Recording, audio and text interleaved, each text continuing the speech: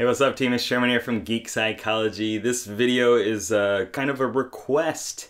I don't know if this really has anything to do with INFPs, but we'll see. I mean, I'm just going to go through what was in my mind throughout the whole process of the labor, the birth, and where I'm at now. So here we go. The first, 9 months, it was difficult. It was trying. There were a lot of, things that you can't do anymore. She couldn't eat sushi, which is really unfortunate because, we live in Japan and there's a lot of that and it's really good.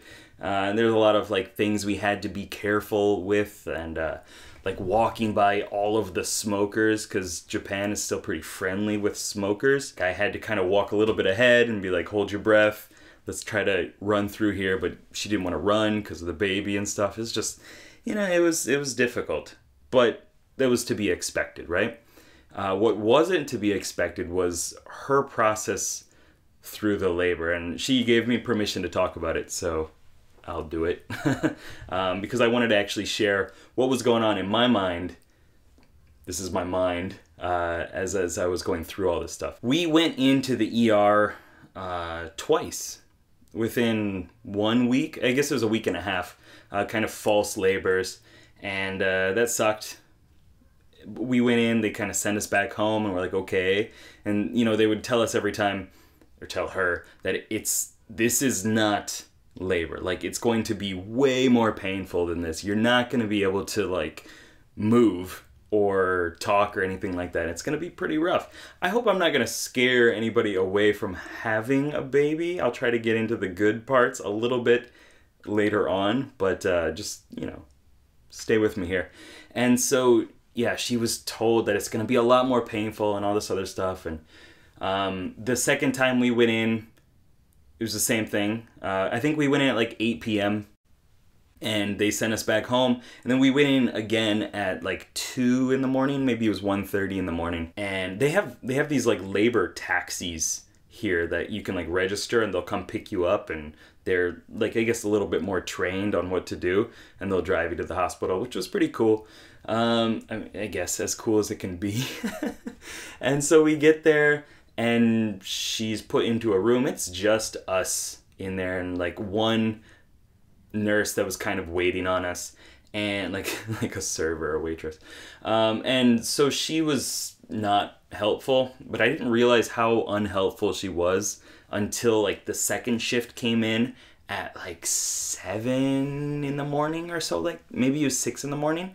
Because my wife the whole time was in a lot of pain. She wanted to do this all natural, no painkillers or anything like that. She was screaming instead of doing the proper hee-hee-hoo breathing that you're supposed to do, that we had one 1980s video course on, which was kind of crappy. I wish we knew more about that before we went in. I was telling her, you gotta breathe, honey. It's not quite working out because she's I'm in too much pain right now. I'm just gonna do what I gotta do. And so it was a lot of screaming. She was screaming for those 4 or 5 whatever hours. And then eventually the second shift nurse came in and instantly was like, you shouldn't be doing that. You need to reserve your energy and the baby's energy too, and you need to breathe properly. And would you like a hot pad or something like that? I bet you're in pain. Instantly doing what she should do and caring for her patient, I guess. So that instantly actually made me pretty angry, but I wasn't gonna do anything about it. There's nothing I could have done, right? And I didn't want to start any problems before she actually gave birth. Anyway, so yeah, she became our ally, and we actually talked to her after the birth and stuff like that a bunch too. But yeah, time goes on, and her brother comes to visit and stuff like that, just briefly. Her parents come in and they leave as well. And then, what was it? It was I want to say 9 p.m., 8 p.m. I'm in there the whole time rubbing her back, and we've gone around the clock, right? And she hasn't been able to eat or anything like that. She's just holding on to the bed rail, screaming or trying to breathe properly, with occasional visits from our ally nurse. And, you know, they switched out a couple times too, and it was just crappy. And there was some other, like, girl stuff that was going on with the nurses, like, had to widen things out. I don't know. I'm not going to really get into it too much, but apparently that really, really sucked.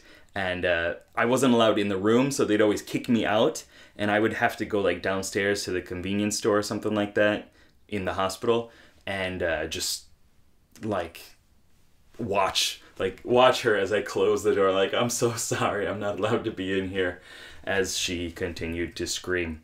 And yeah, what was I saying? Oh, so yeah, like, I think it was like 8 p.m. or so. They talked to her and talked to me, and were like, there's no progress. Like, very, very little. The baby hasn't dropped, and it's just like, what do you want to do about this? We can give you some oxytocin, which is like contraction speeding up medicine. I guess it's a natural thing that's in you, but anyway, they would give that to her, and it would speed up the contractions, but it also make it more painful.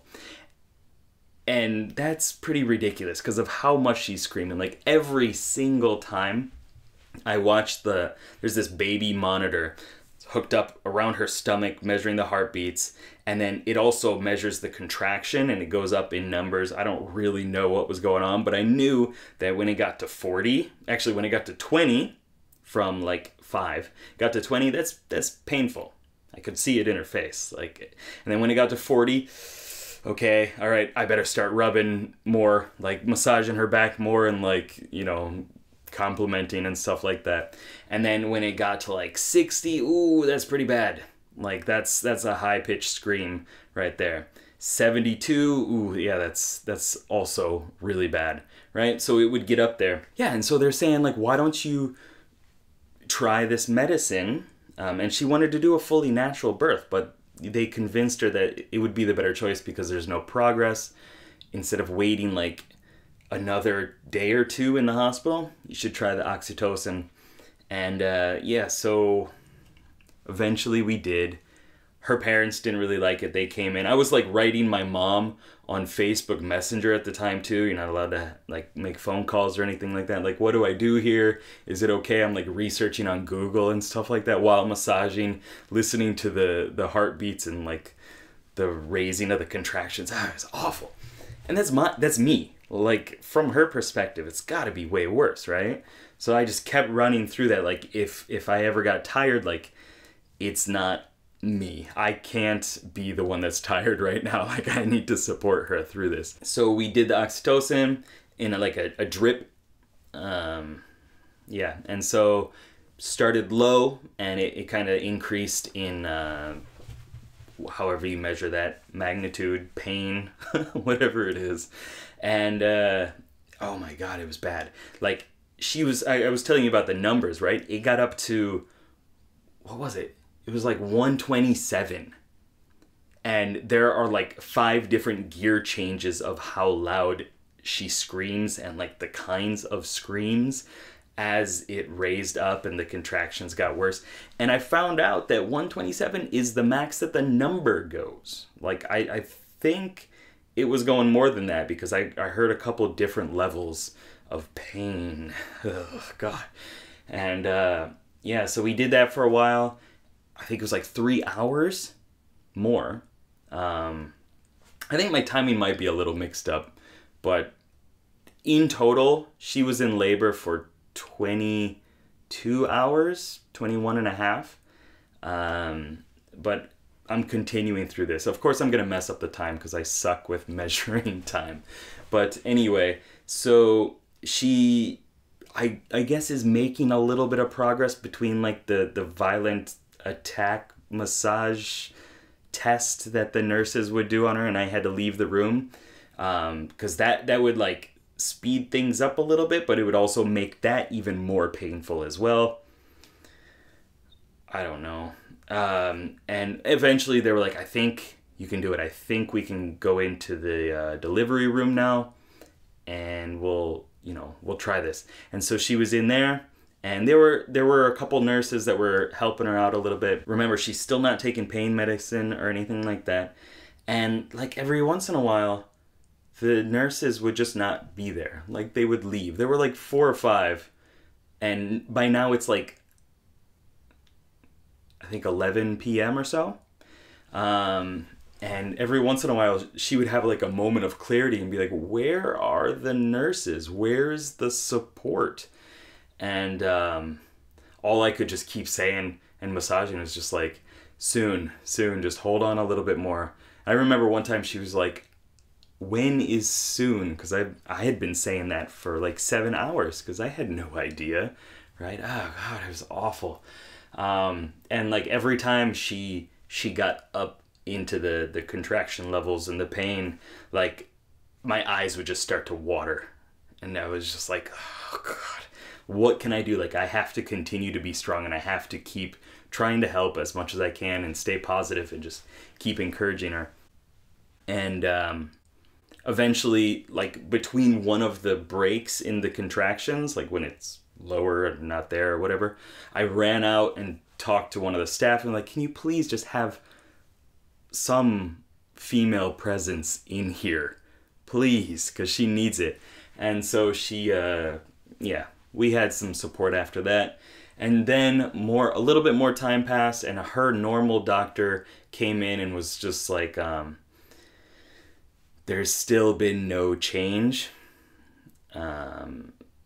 So we're gonna do a C-section, if that's okay with you. Would you like to do that? And my wife is like screaming at that time. She's like, I'm done. Like, just get it out, get it over with. I can't take this anymore. Just like begging for it to be over. I had recently heard from her parents and from some other people, I guess, that the epidural, is that right? The painkiller shot in the spine that numbs everything is like a little bit dangerous for Japanese people or something like that. There were some deaths on the news, and she was really upset that she wanted a natural birth, and it's come to this, and it's just really unfortunate. Her parents are saying like just try to hang on and like cut off the oxytocin. I'm just like, what do I do here? She can't sign the paper. Like, I had to sign the paper, and I have all these thoughts of like, death in my head, right? But also having watched her for 20 hours or so screaming, like, oh, it was awful. I still, like, I get the chills from hearing it.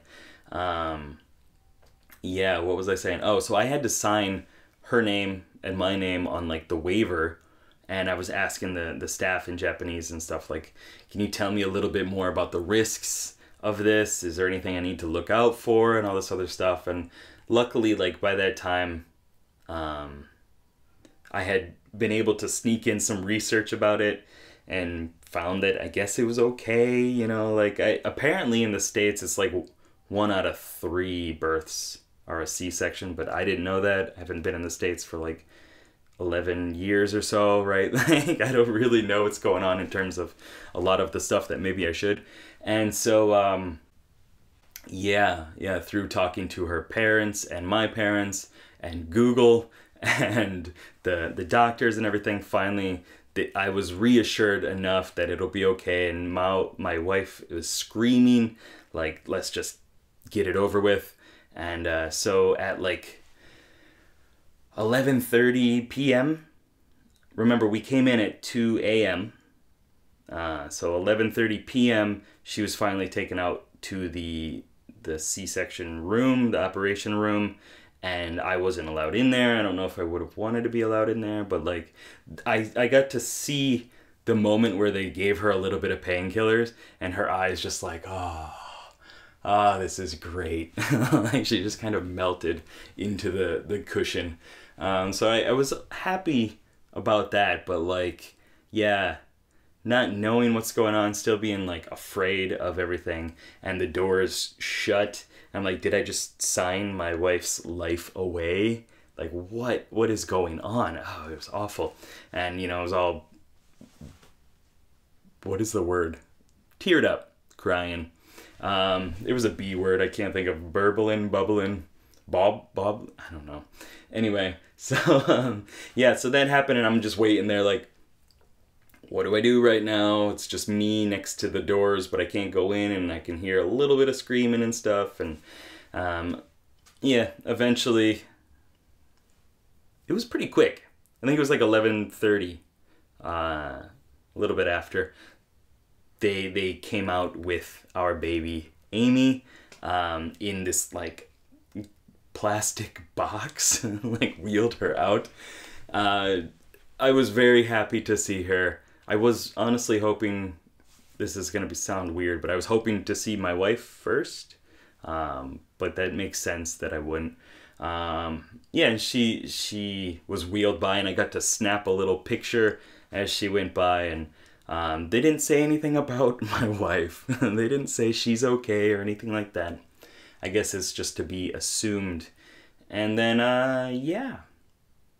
Soon after that, she was okay. She was kind of wheeled out into her own private room, and we got to talk a little bit and share each other's version of the nightmare a little bit. That was the birth.